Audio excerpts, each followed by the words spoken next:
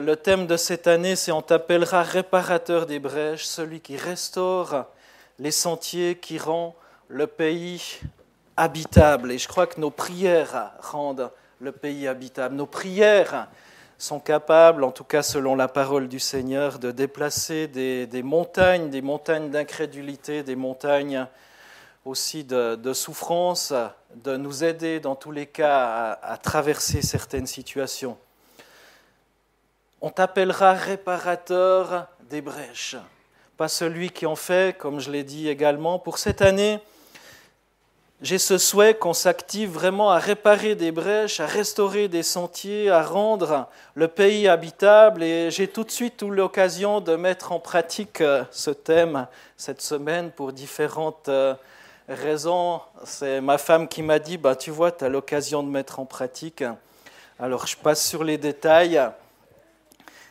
Dans Ésaïe 58, verset 12, « Grâce à toi, mon frère, ma sœur, grâce à toi, l'on rebâtira sur d'anciennes ruines. Tu relèveras des fondations des générations passées, on t'appellera réparateur des brèches, celui qui restaure. » Et je crois qu'un des moyens privilégiés afin d'arriver à remplir cet objectif, c'est de connaître la parole de Dieu, de s'en nourrir, de s'en inspirer. On y a été encouragé ce matin au travers de la louange, au travers d'une parole aussi donnée, de se nourrir de la parole de Dieu dans Matthieu 24, 35. Et c'est un petit rappel de dimanche passé. J'avais pas eu le temps de tout dire mon message, vu qu'il y avait eu des témoignages. Donc je vous fais juste un petit rappel, comme ça vous êtes dans le bain pour celles et ceux qui n'étaient pas là dimanche passé. Vous pouvez commander aussi le disque ou l'écouter sur Internet si ça vous intéresse. En tous les cas, nourrissez-vous de la parole de Dieu, de la Bible. Matthieu 24, 35 nous dit « Le ciel et la terre disparaîtront, tandis que mes paroles ne disparaîtront jamais. » Donc on a besoin de s'accrocher à cette parole de vie. On a vu également que Dieu veut faire quelque chose de nouveau. Il veut ouvrir un chemin nouveau dans le désert. Et il a été déjà cité ce verset ce matin. D'Ésaïe 43, le Seigneur a dit « Ne pensez plus à ce qui est déjà arrivé, oubliez le passé. Voici, je vais faire quelque chose de nouveau qui grandit déjà. Est-ce que vous ne le voyez pas? Oui, je vais ouvrir un chemin dans le désert, je vais faire couler des fleuves dans ce lieu sec. » Alors on a eu un peu de pluie cette semaine. C'est bien évidemment pas de cette pluie-là et de ce fleuve-là dont il est question dans la Bible, mais vraiment ce courant du Saint-Esprit qui va arroser nos vies, qui va arroser aussi le désert spirituel qui nous entoure, parfois qu'on peut vivre dans nos propres vies. Pour cela, on l'a vu, on l'a dit, il nous équipe du Saint-Esprit parce que nous sommes ses instruments et Dieu pourrait aisément se passer de chacun d'entre nous, mais dès le commencement de l'humanité, Dieu a choisi de nous inclure dans son plan d'action. On voit dans Actes 1, verset 8, que Dieu a décidé de nous remplir de tout ce qu'on a besoin pour être actif. Acte 1.8, le Saint-Esprit descendra sur vous, vous recevrez sa puissance et vous serez mes témoins à Jérusalem, dans toute la Judée, la Samarie et jusqu'au bout du monde. Un chemin dans le désert avec toi, mon frère, ma sœur, comme employé, comme ouvrier du Seigneur, parce que tu as reçu cette onction du Saint-Esprit sur ta vie. Le Saint-Esprit descendra sur toi, le Saint-Esprit est descendu sur ta vie, et c'est pour ça qu'on est appelé à être ses ouvriers du Seigneur et à se laisser remplir chaque jour continuellement de son Esprit. Dans Ésaïe 43, 10 à 13, il est dit « Mes témoins à moi », c'est le pasteur. Ah non, c'est vous, mon peuple, déclare le Seigneur. Vous êtes mon serviteur, vous. C'est pas juste le pasteur, le conseil, non, c'est vous, mon peuple. Mes témoins à moi, c'est vous, mon peuple, déclare le Seigneur. Vous êtes mon serviteur, celui que j'ai choisi. Mon but est que vous sachiez, que vous croyiez et compreniez qui je suis, moi. Avant moi, il n'y a pas eu de Dieu, et après moi, il n'y en aura pas. Le Seigneur, c'est moi, et moi seul. À part moi, pas de sauveur. C'est moi qui apporte le salut, moi aussi qui l'annonce et qui le fait savoir. Ce n'est pas un Dieu étranger qu'on trouverait chez vous. Vous êtes témoins que je suis Dieu, dit le Seigneur, et je le resterai. Personne ne me forcera la main. Ce que je fais, personne ne le changera. Mes témoins à moi, c'est vous, dit le Seigneur. Est-ce qu'on a conscience qu'on est appelé à être des témoins du Seigneur? Vous êtes là ce dimanche matin et vous faites bien d'être dans la présence, la communion aussi du Seigneur, les uns avec les autres. On est en lien, on peut bénir le Seigneur et c'est super, mais on a ce mandat aussi à l'extérieur de l'Église, eh bien d'être les témoins. Mes témoins à moi, c'est vous. Là où tu es, sur ta place de travail, dans ta famille, mes témoins à moi, c'est vous mon peuple, déclare le Seigneur.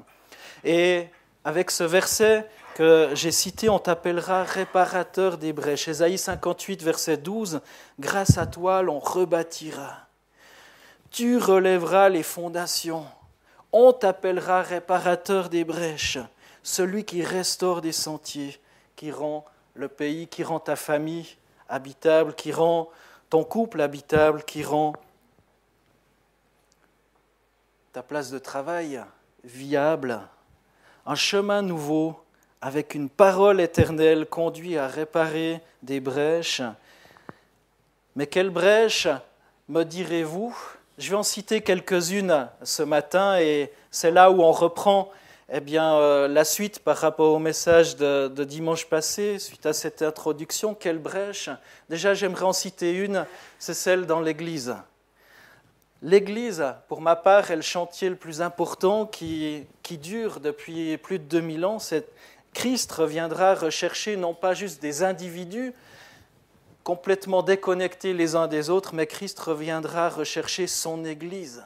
Christ reviendra rechercher son Église réunie ensemble. Et l'Église est un mystère, l'Église est un miracle, et pour moi l'Église est un chantier à laquelle on doit tous et toutes participer à construire, à restaurer.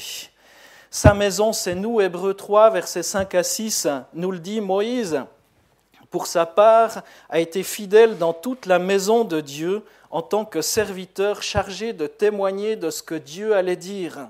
Mais le Christ est fidèle en tant que fils placé à la tête de la maison de Dieu, et nous sommes sa maison, si nous gardons notre assurance et l'espérance dont nous sommes fiers. Nous sommes, vous êtes, je suis, nous sommes sa maison. Et nous pouvons garder cette assurance, l'espérance dont nous sommes fiers. Moïse a été fidèle et nous sommes appelés à rester, à devenir, à demeurer fidèles. Ce qu'on voit de l'Église, et ce n'est pas un hasard, je crois, si on veut être préservé, aller dans la ligne que le Seigneur nous trace, eh bien l'Église est appelée à être une maison de prière. Jésus est venu rétablir la fonction du temple, la fonction de prière dans l'Église. Cet endroit merveilleux où on peut s'adresser à Dieu, on peut s'adresser à lui partout où l'on est dans la nature merveilleuse que Dieu a créée.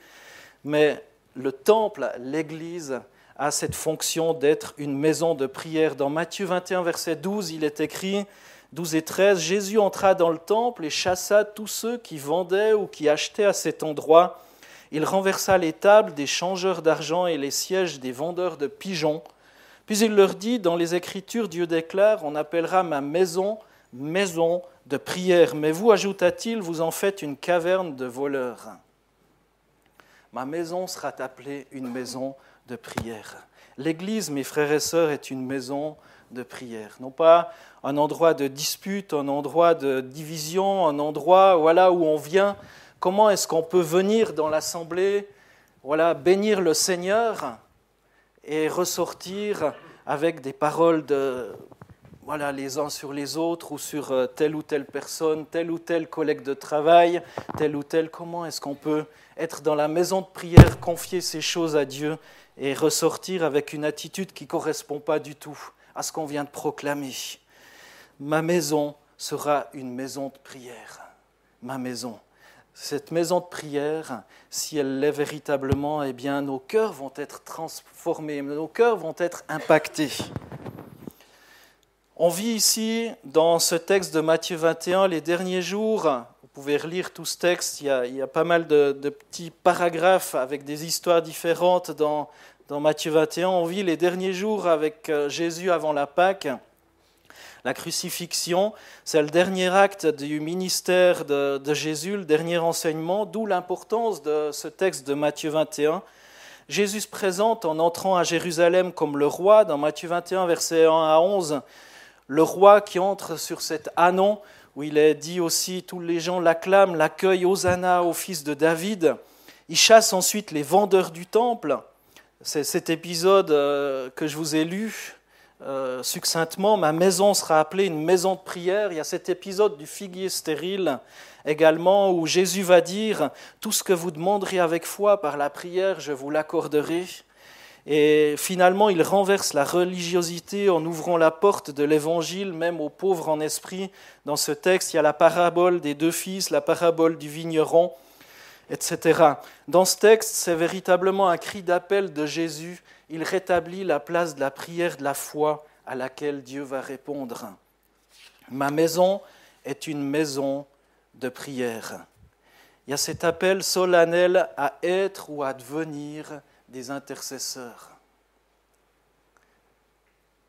Lorsqu'on entre dans cette maison, dans ce lieu de culte, souvenons-nous que c'est avant tout pour y rencontrer le Seigneur. On y rencontre des frères et sœurs, mais on rencontre le Seigneur par la prière, par l'écoute de sa parole, par la prédication de la parole, par l'adoration. Ma maison sera appelée une maison de prière. Et on est appelé aussi à ressortir de ce lieu en priant également. Ce n'est pas juste dans cet endroit. On vient pour se ressourcer, pour recevoir, pour donner, mais aussi à prier chaque jour, à prendre cette habitude à prier chaque jour, reconnaître que Dieu est Dieu, qu'il est au-dessus de toutes nos situations. Prier chaque jour, avant notre travail, avant notre journée. Prier avec l'Église lors des réunions de prière en groupe de maison. C'est aussi des rendez-vous communs qui nous sont des opportunités de rencontrer Dieu ensemble. Prier la nuit quand on a des insomnies, au calme, par des méditations aussi. Au lieu de cogiter, levez-vous, lisez la Bible, priez par des prières des jeûnes. L'Église est une maison de prière, une maison où on cultive des bonnes habitudes, l'habitude de rencontrer Dieu. Et ça va nous permettre de le rencontrer dans notre quotidien. Parce que si ça n'a pas d'impact sur notre quotidien, eh bien c'est dommage. Parce que Dieu veut qu'on soit rempli de lui tous les jours de notre vie. L'Église, c'est également une maison de miracles. Dans Matthieu 21, 13 à 14, il leur dit, dans les Écritures, Dieu déclare, on appellera ma maison, maison de prière, mais vous, ajouta-t-il, vous en faites une caverne de voleurs. Et au verset 14, que je n'ai pas lu tout à l'heure, des aveugles et des boiteux s'approchèrent de Jésus dans le temple et il les guérit. Jésus a aussi rétabli dans le temple le surnaturel de Dieu.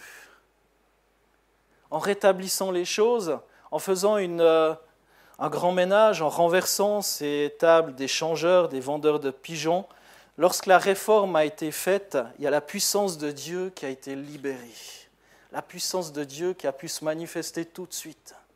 Et souvent, ce texte, lorsqu'on le lit, on n'y prend pas garde, on pense à on s'imagine Jésus dans une colère qui renverse, qui se fait, il y a le fouet, enfin voilà, toutes ces choses, où il renverse ces tables des changeurs, des vendeurs d'animaux, enfin, etc. Mais on oublie que tout de suite après, il y a ce verset 14, des aveugles et des boiteux s'approchèrent de Jésus dans le temple et il les guérit. Lorsqu'il y a eu un ménage, lorsque ces choses ont été dénoncées, tout de suite la puissance de Dieu peut se manifester. Le miracle, c'est la réponse de Dieu à une démarche aussi de recherche de la gloire de Dieu.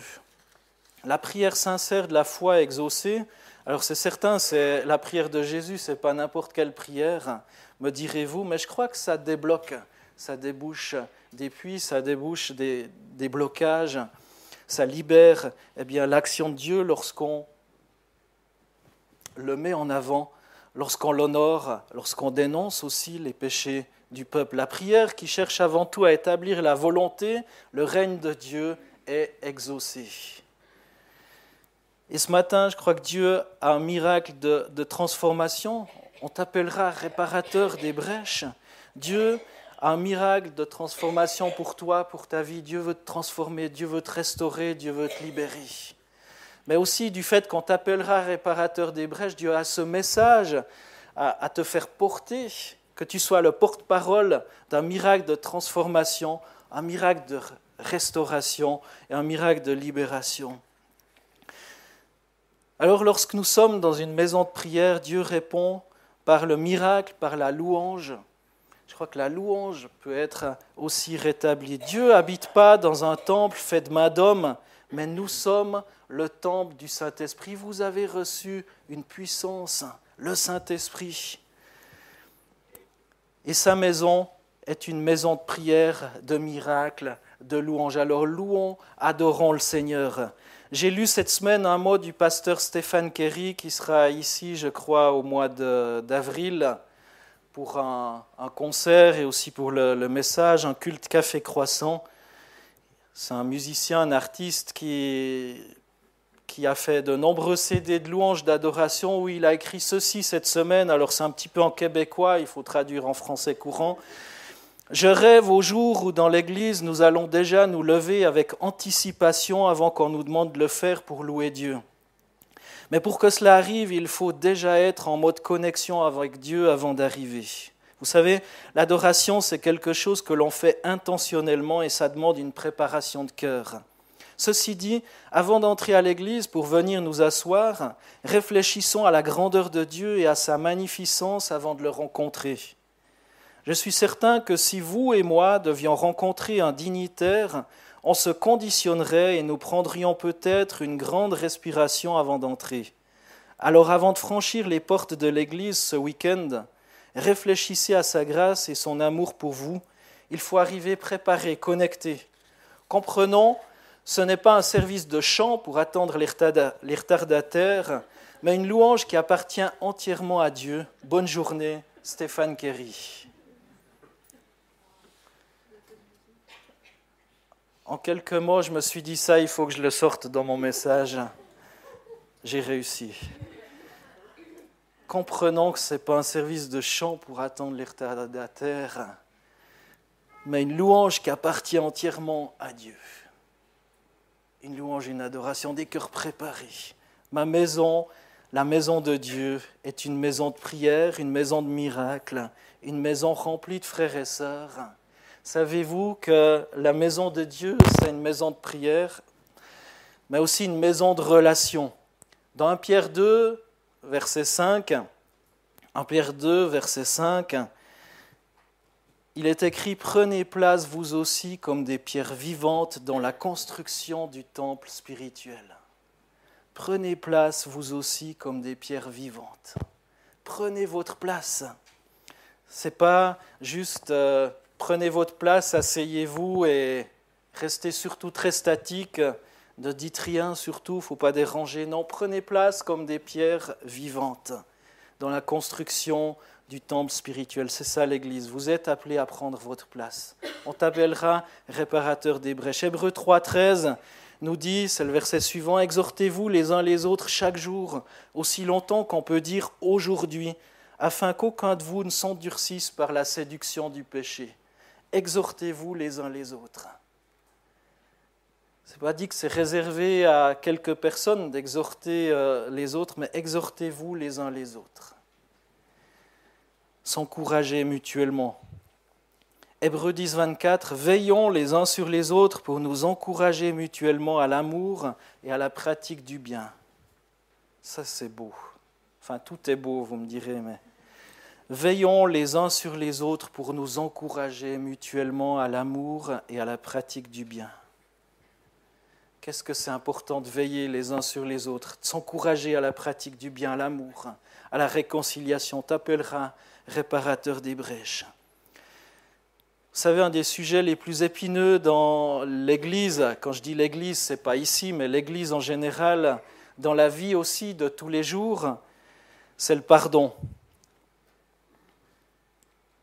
Maison de prière, maison de relation. Et dans cette maison de relation, il y a aussi un thème qui est très épineux, c'est le pardon.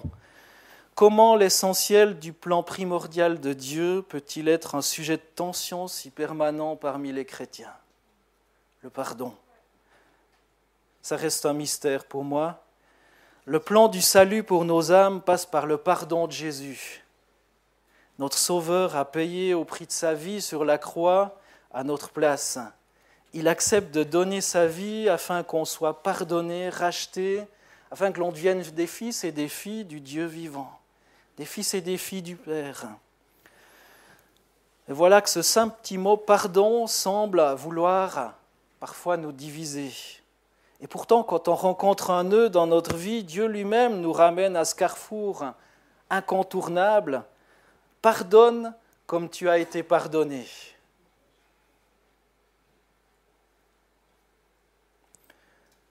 Je suis persuadé que notre Dieu est le Dieu des secondes, des troisièmes, des énièmes chances. J'en suis persuadé. Autrement, pas grand monde serait présent dans cette salle. Je suis persuadé que Dieu est un Dieu de pardon. Lisez sa parole et vous en verrez des dizaines et des dizaines. Le non-pardon, c'est comme un cancer qui dévore l'âme de celui ou celle qui en est prisonnier. L'absence de pardon est même aujourd'hui classée dans les maladies cliniques par le monde médical.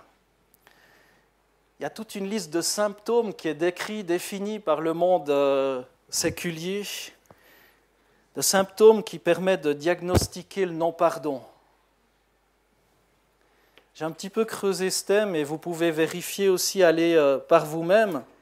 Une grande assurance maladie en Suisse, sur le site d'une grande assurance, je ne vais pas faire de pub pour cette assurance, ils ont à peu près 1 million d'assurés. Donc ce n'est pas une petite caisse maladie. Va dire ceci, je vous lis juste un paragraphe, mais vous pouvez le trouver en entier sur leur site internet. Captivante découverte issue de la recherche sur le pardon. Pardonner est la manière la plus rapide de mettre fin à la douleur et à la souffrance. Nous avons déjà presque tous été blessants et nous en portons la responsabilité. L'autre a toutefois la possibilité de retrouver un équilibre dans le pardon, ce qui présente divers avantages. Ce n'est pas la Bible, ce n'est pas une église, ce n'est même pas une caisse maladie apparemment chrétienne, ou en tout cas qui se déclare comme telle. Elle va dire pardonner réduit le stress. Pardonner diminue le nombre de symptômes physiques et psychiques liés au stress. Les personnes qui pardonnent se plaignent plus rarement de problèmes de santé. Pardonner apaise la colère et l'hostilité, sentiments les plus néfastes à la santé. À elle seule, l'idée d'accorder son pardon entraîne des améliorations sur le plan cardiovasculaire, musculaire et neurologique. C'est une caisse maladie qui le dit. Les personnes capables de pardonner peuvent à nouveau accéder à des sentiments positifs tels que l'espoir, l'affection, la confiance, la sollicitude, la gratitude et la chance. J'ai fait un copier-coller du dernier paragraphe qui développe ce thème sur leur site internet. Beaucoup de situations d'offense, de douleur semblent impardonnables. C'est vrai. Des injustices commises par des membres proches de la famille, souffrances liées à des abus d'ordre physique, moral, spirituel, la maladie, etc. Toutes ces souffrances sont parfois au-delà de ce que notre cœur peut accepter. Et ça peut nous maintenir dans l'amertume, la désillusion, l'aigreur. C'est comme du pus qui infecte une plaie ouverte béante. Vous savez, je sais ce que c'est le pus. Quand j'ai travaillé en boulangerie, il m'est arrivé fréquemment de me brûler. Toute une période donnée, j'étais tellement stressé dans mon travail, pressé dans mon travail que je me brûlais sans arrêt. Et mon problème, c'est que ça infectait tout de suite du pus. Alors tu ne sais pas trop dans ce travail comment faire, parce que tu es obligé de le couvrir, évidemment. Sans ça, bon appétit. Et lorsque tu couvres, eh bien, ça macère dessous. Et tu ne sais pas trop comment faire, le pus. Le pus, ça infecte cette plaie ouverte encore béante. Et pour moi, le non-pardon, c'est un petit peu la même chose. Une plaie encore ouverte, béante. La souffrance est réelle, la blessure est vivante, la plaie ne cicatrise pas. Si le non-pardon est le seul médicament appliqué, ça ne va jamais cicatriser. Le souvenir de l'offense dont on a été les victimes envahit notre vie. Il y a des sentiments de colère qui semblent avoir élu domicile au fond de notre âme. On va tout faire, même pour se convaincre combien la personne est tellement méchante et que j'ai raison d'être aigri, d'être méchante, d'être fâché. Et je vais tout faire, même pour le discréditer, pour le salir. Et en refusant ce pardon à notre offenseur, on le laisse gagner une seconde fois. On le laisse gagner une seconde fois. Ce non-pardon nous prive de la relation si précieuse avec notre Sauveur. Ce n'est pas à la personne qu'on fait du mal. Ce n'est pas à la personne qu'on fait du mal. Si nous ne pardonnons pas, Dieu ne peut pas non plus nous pardonner nos péchés. Dans Matthieu 6, verset 15, c'est écrit noir sur blanc, « Mais si vous ne pardonnez pas aux autres, votre Père ne vous pardonnera pas non plus le mal que vous avez fait. » C'est clair, c'est net, c'est direct, c'est radical. Lorsque nous prions, le non-pardon entretenu dans nos cœurs affecte notre vie de prière. Notre prière ne monte plus totalement jusque vers Dieu. Marc 11, versets 25 à 26, nous dit « Et quand vous êtes debout pour prier, si vous avez quelque chose contre quelqu'un, pardonnez-lui, afin que votre Père qui est dans les cieux vous pardonne aussi le mal que vous avez fait. Mais si vous ne pardonnez pas aux autres, votre Père qui est dans les cieux ne vous pardonnera pas non plus le mal que vous avez fait. » C'est clair, c'est net, c'est direct. Dieu nous demande de pardonner notre offenseur, non pas pour l'offenseur lui-même, mais pour que la relation entre Dieu et nous soit restaurée. Il faut bien comprendre ça. Le pardon que le Seigneur nous demande d'exercer envers notre offenseur n'a rien à voir avec ce dernier. Il s'agit de Dieu et de notre âme. Sur la croix, Jésus va pardonner le brigand qui lui demande pardon et pardonne pas celui qui ne se repent pas. Vous me direz, il est Dieu et il sait ce qu'il fait, bien sûr. Mais ce que je veux dire par là, c'est que notre offenseur sera pardonné du mal qu'il nous a fait seulement s'il se repent envers Dieu. Le fait de lui demander pardon ne va pas le rétablir dans sa situation. Le fait de le pardonner, de lui pardonner, ne va pas le rétablir. C'est seulement s'il prend conscience de son péché, de son mal, qu'il demande pardon à Dieu, eh bien qu'il sera restauré et guéri. C'est une histoire entre Dieu et lui, ça ne vous appartient pas ou ça ne vous appartient plus. La demande de pardon de notre offenseur n'est absolument pas une précondition requise pour notre pardon. Si on attend juste que la personne nous demande pardon pour lui pardonner, eh bien on ne fait rien de mieux que le monde.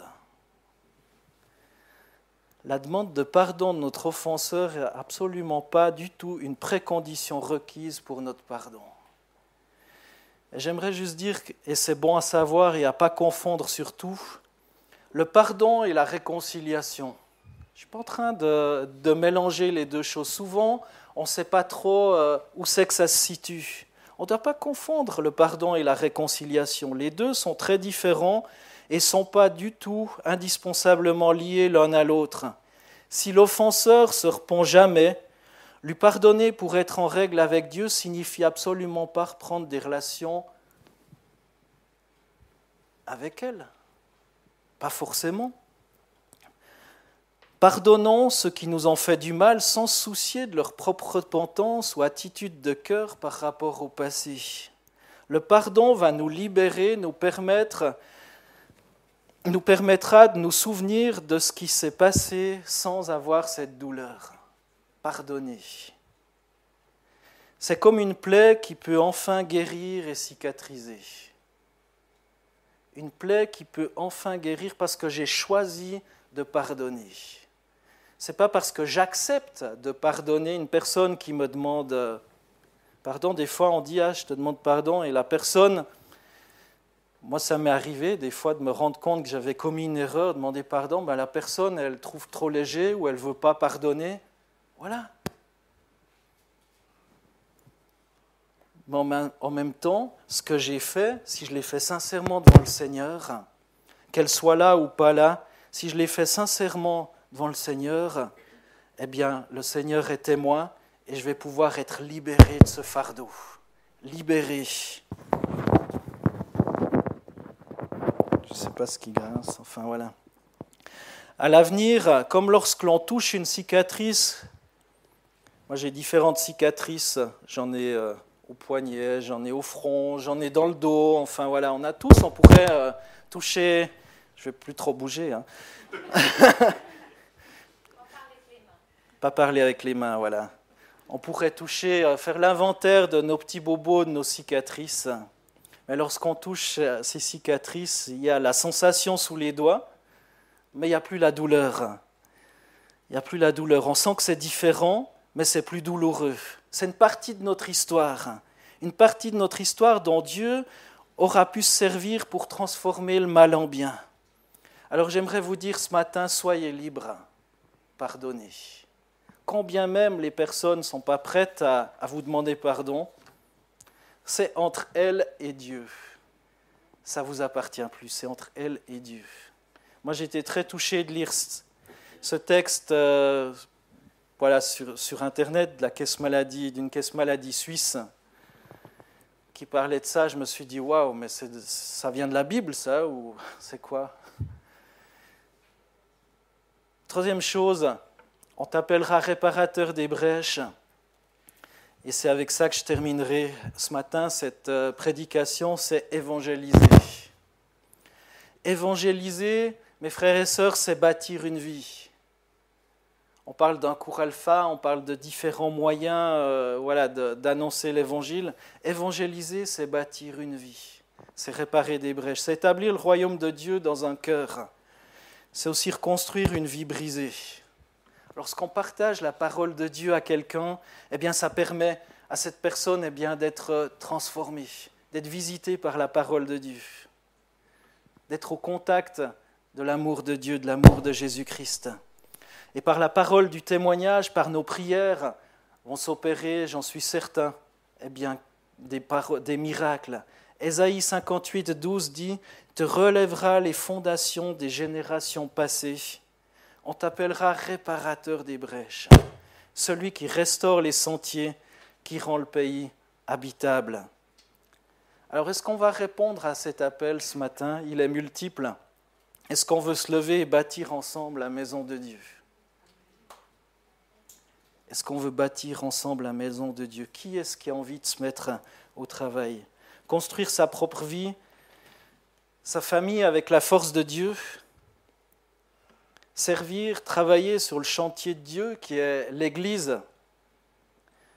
L'Église qui est une maison de prière, qui est une maison de miracles, une maison de relations, une maison, on l'a vu, où s'exprime le pardon, une maison aussi où il y a un souci du partage de la bonne nouvelle de l'Évangile de Jésus-Christ.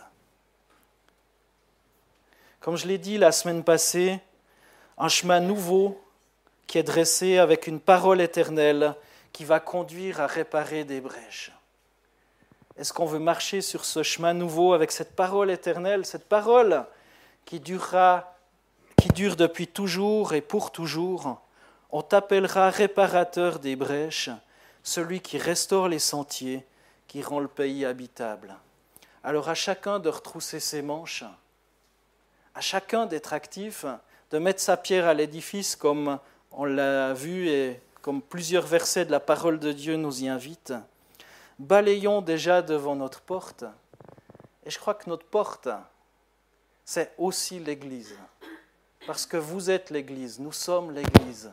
Balayons devant notre porte. Et petit à petit, je crois que notre vie aura un impact. Notre vie, notre témoignage aura un impact.